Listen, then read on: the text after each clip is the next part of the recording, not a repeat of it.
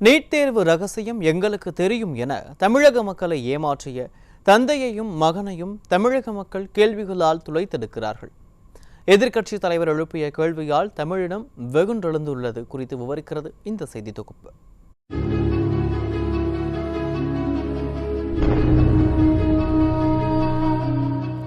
இப்படி நீட் தேர்வு விவகாரத்தில் தமிழகத்தை ஏமாற்றிய திமுகவை நோக்கி டாடி சன் நீட் ரகசியத்தை சொல்லுங்க என எதிர்க்கட்சி தலைவர் எழுப்பியிருக்கும் கேள்வி தமிழகத்தில் உள்ள ஒவ்வொரு சாமானியரையும் தட்டி எழுப்பியுள்ளது. திமுக ஆட்சிக்கு வந்த பின்னர் அடுத்தடுத்து பல மாணவர்கள் நீட் தேர்வால் தங்களது உயிரை மாய்த்து கொண்டுள்ளனர்.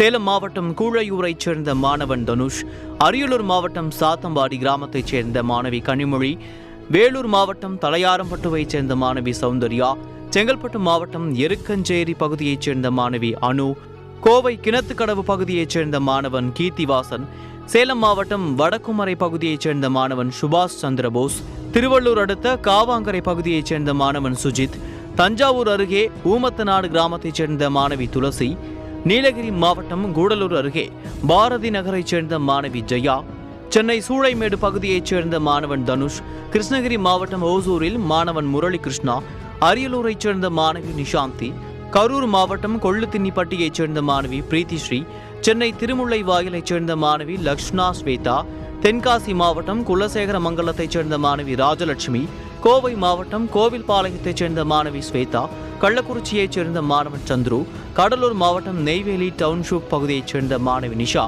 சென்னை குரோம்பேட்டையைச் சேர்ந்த மாணவன் ஜெகதீஸ்வரன் மற்றும் அவரது தந்தை, கள்ளக்குறிச்சி மாவட்டம் சின்னசேலத்தில் மாணவி பைரவி, தஞ்சை மாவட்டம் சிலம்பு வேளாங்காடு கிராமத்தைச் சேர்ந்த மாணவன் தனுஷ், சேலம் மாவட்டம் எடப்பாடி அருகே போடிநாயக்கன்பட்டியைச் சேர்ந்த மாணவி புனிதா, நெல்லை மாவட்டம் களக்காட்டில் நீட் தேர்வுக்கு பயிற்சி பெற்று வந்த மாணவி முத்துலட்சுமி, இப்படி நீட் தேர்வுக்கு அஞ்சி தங்களது உயிரை மாய்த்து கொண்ட மாணவ மாணவிகளின் பட்டியல் மிக நீளமானது.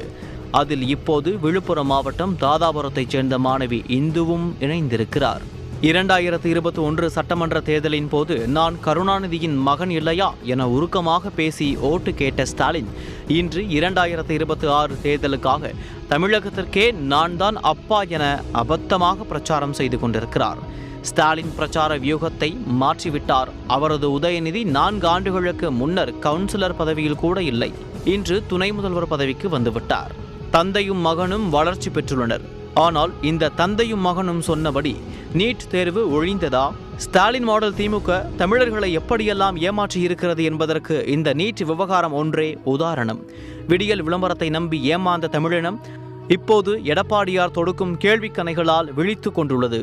எதிர்க்கட்சி தலைவரோடு சேர்ந்து தமிழகமே டாடி சன் நீட் ரகசியத்தை சொல்லுங்க என கேட்கிறது. டாடியும் சன்னும் பதில் சொல்வார்களா?